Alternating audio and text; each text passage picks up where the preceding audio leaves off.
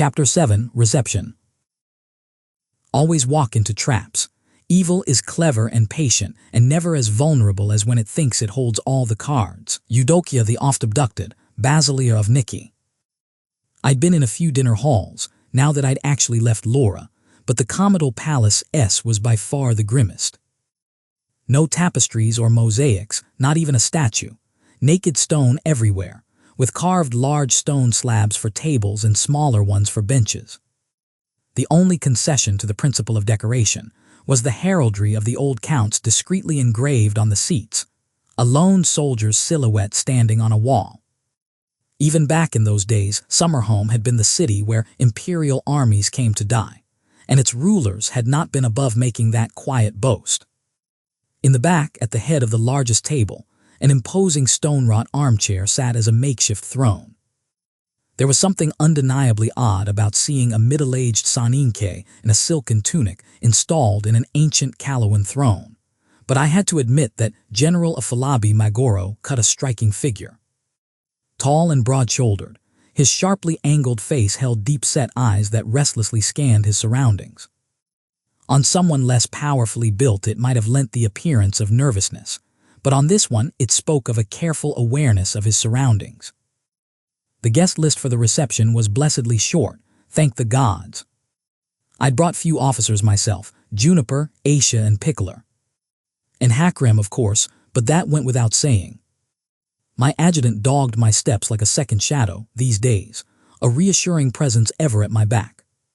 Commanders Hune and Nock remained back in the 15th camp, overseeing our preparations, and Ratface had made himself scarce within moments of entering the city.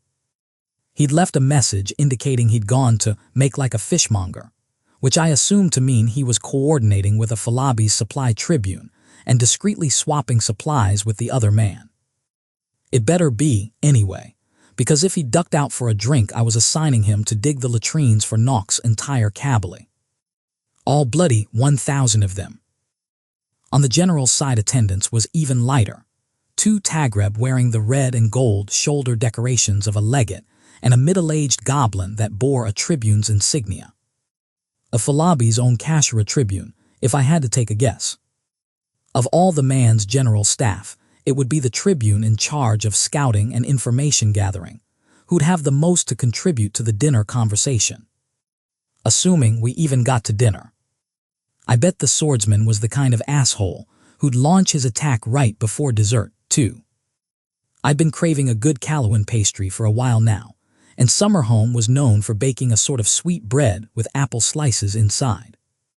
If someone burst in with stirring heroics right before I got to dig in, things were going to get violent. Thinking deep thoughts, Catherine. The cheerful voice wasn't one I was accustomed to, but I did recognize it. Pondering dessert, I told Mazigo as he approached. What passes for it in Pries has been something of a disappointment, pudding and strange pies mostly.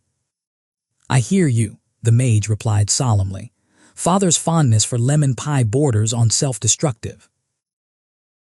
I snorted. The Lord Warlock is a lemon enthusiast. Wouldn't have guessed. Wrong father, Apprentice grinned. He doesn't even need to eat, you know, he just likes the taste. I filed away the knowledge that incubi didn't need physical sustenance, wondering if it applied only to this particular breed or to devils in general. I had half a dozen questions on the tip of my tongue about how it had been, being raised by a couple half of which literally came from hell, but this was neither the time nor the place. I'd already been borderline rude by delaying my meeting with the general to chat with a minstrel. No need to flagrantly snub him to make small talk with another guest. I suppose we should give General Afolabi our greetings, I sighed. Ah, politics, Apprentice chuckled. I am so very glad my role concerns itself almost entirely with sorcery. Lucky you, I grunted, making my way to the head table. The man I'd come to greet was already seated, the only one in the hall to do so, and was talking with Juniper when I approached. Hakrem stood a little behind my legate, his face the picture of calm equanimity. They field at least 500 cavalry, from the reports. Calawan Knights, Juniper asked, frowning. Free cities men, equipped in the style of Prosrin cataphracts, Afolabi replied. Make no mistake, Legate, they are deadly on flat ground. The exiled prince has been using them for lightning raids, and they've caused more casualties on their own than the rest of Lisa's army put together. He put aside the line of conversation when I came to stand before him. Lady Squire, he greeted me, offering his arm in the warrior's grip. General, I replied, firmly clasping his forearm. An apprentice, he added after our arms withdrew. Your presence is a rare surprise. Will your Lord Father be joining us? Mazigo ignored the pointed undertone and lack of offered grip without blinking an eye. Maybe later, the younger Saninke shrugged. He's putting the finishing touches on a project better not left unattended. Afolabi almost winced before getting his face under control. I could sympathize. Anything the sovereign of the red skies deemed worthy of continued supervision was not something you wanted loose in a city that was your responsibility. Putting Summerhome under martial law meant that if any damages occurred while the city was under it, the tower would be expected to foot the bill. Explaining to the imperial bureaucracy that a few 100,000 ore had to be sent west to make up the damages caused by a fully incarnated demon would be a very, very unpleasant conversation. I decided to steer this towards a relatively safer subject. The Duke of Lys is fielding cavalry then, I asked. I hadn't heard. The only thing the Duke fields is a banquet table, Afolabi sneered in contempt. The Countess Marchford is the only opposing strategist worth considering in this campaign, but it is not her forces with the horsemen. She based the mercenary company known as the Silver Spears in her domain, and it's been harassing our flanks. Cavalry had always been the glaring weakness of the legions of terror. Horses were rare in Pries, and the Empire's neighbors had been understandably reluctant to ever sell them any. The closest the legions could put forward was Orcish wolf riders, but Black had spent an entire evening with me detailing the many limitations of those. They were harder to supply, for one. The breed of steppe wolves that grew large enough to be ridden required a prodigious amount of meat to sate their hunger, and out on a campaign letting them hunt was rarely an option. There was also the fact that, when it came down to it, horse cavalry was almost always better. They were quicker, heavier, and much less reluctant to run straight into a line of enemy soldiers. Wolf mounts were also much harder to replace. They were raised with their rider, and should the orc die, they would violently refuse another one. Sometimes they even went berserk with grief and had to be put down. Worse, humans and goblins were unable to use them. The few experiments made to adapt them had led, Black implied, to well-fed mounts but no progress whatsoever. As raiders and tools to spread terror, they were second to none, but it had to be kept in mind they were a very specialized kind of cavalry. We'll have to root them out if we're to move deeper south, I noted. Word is that will be the 15th assignment, Afolabi murmured. A decent way to blood your legion before sending it into heavy combat. Finally, Juniper grinned, something to sink our teeth in. The general looked amused. You really are your mother's. A distant explosion struck, covering the end of the older Saninke's sentence. Everyone but Mazigo reached for their weapon, even Afolabi fishing out a wicked-looking dagger from his sleeve. Sharpers, Juniper stated. At least 3, no more than 6, Senior Sapper Pickler contributed, scuttling up to us with her sword out. The detonation was inside the palace. Our guests have arrived, Hakrim, I spoke. Send word to Commander Hune, move the troops in place. I want the palace surrounded immediately. The general stared me down. You knew this was coming. I had a feeling, I admitted. A word of warning would have allowed my legionaries to prepare. He spoke through gritted teeth. Your legion has been infiltrated, I informed him. It would have tipped our hand early. He looked rather displeased at that, but he'd have to live with it. It wasn't like it wasn't true. My gaze swept over our guests, now including the bards from earlier, and inspiration suddenly struck. "Mazigo," I asked urgently, "that time when you picked up on a name, can you do it again?" The younger Saninke pushed up his spectacles. "Depends on the name, but usually yes." "Why?" "Look at the Asheran bard and tell me." And shit, she was moving. I'd known there was something strange about her. "Ladies and gentlemen," Almorava announced, unslinging her lute, "a song I composed for you. It's called Walking into an Obvious Trap because William has a chip on his shoulder, godsdamn. I brought my hand down without missing a beat, and the two crossbowmen watching her immediately fired. The Asheran twisted in a way that suggested highly unnatural degrees of limberness, both bolts coming within a hair's breadth of her without actually drawing blood. "Swords out," I ordered. "She's a hero." Everyone in the room, save for the other bards, unsheathed their blades, the other musicians hurriedly edging away from the declared heroine. "You could have let me sing a bit at least," the minstrel complained. "I've been working on the tune for like a fortnight." I deftly jumped over the table, Hakram and Juniper following close behind as Pickler produced a sharper from God's new ware. She wasn't even carrying a satchel. I was more than a little wary of engaging a single hero when we had such an overwhelming numerical superiority. That did not usually end well for the villains in the stories, but I couldn't just let her be either. Reluctantly, I admitted to myself that capture wasn't an option here. I had no idea what she was capable of, but names like Bard and Minstrel were usually talented escape artists. "If you surrender now, I can make it painless," I told her. "I'm not going to die, Catherine Foundling," she replied, apparently unmoved by the fact that she was surrounded and unarmed. "I can't fight for the life of me, and the only magic at my disposal is my glorious musical talent, but I do have one thing on you." "And what would that be?" I asked against my better judgment. Hakram groaned behind me. "Now and then I get to have a look at the script. Today's not the day I bite it." She smiled as I crossed the last few feet between us at a run, sword in hand. "See you soon." Wandering Bard exit stage left. She took a step to the left, and before her foot could actually touch the ground, she was gone. Not a trace of her. Had she teleported? No, that was impossible. The amount of power needed for that would have been felt everywhere in the city, and I hadn't gotten so much as a twinge from this.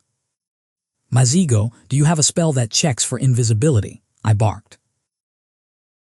Without bothering to reply, Apprentice murmured an incantation and waved his hand across the room. Another explosion sounded in the distance, louder. Not Sharper's this time. I recognized the noise without Pickler's help. Those had been demolition charges. Shit. None of my legionaries had brought those, which meant the heroes had got their hands on munitions. So that's why the thief wanted those keys. I should have prepared for that, I chastised myself. The lone swordsman had a history of using goblin munitions. It wasn't that hard to put together. "No one's in here but us," Mazigo spoke up. I frowned at him. "You're sure?" He looked mildly offended. Not even assassin could hide from that spell. "I'm quite sure." I took his word for it, turning to Juniper.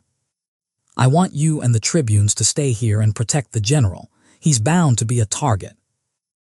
The man in question snorted. "Much appreciated." My legate nodded, slowly sheathing her sword.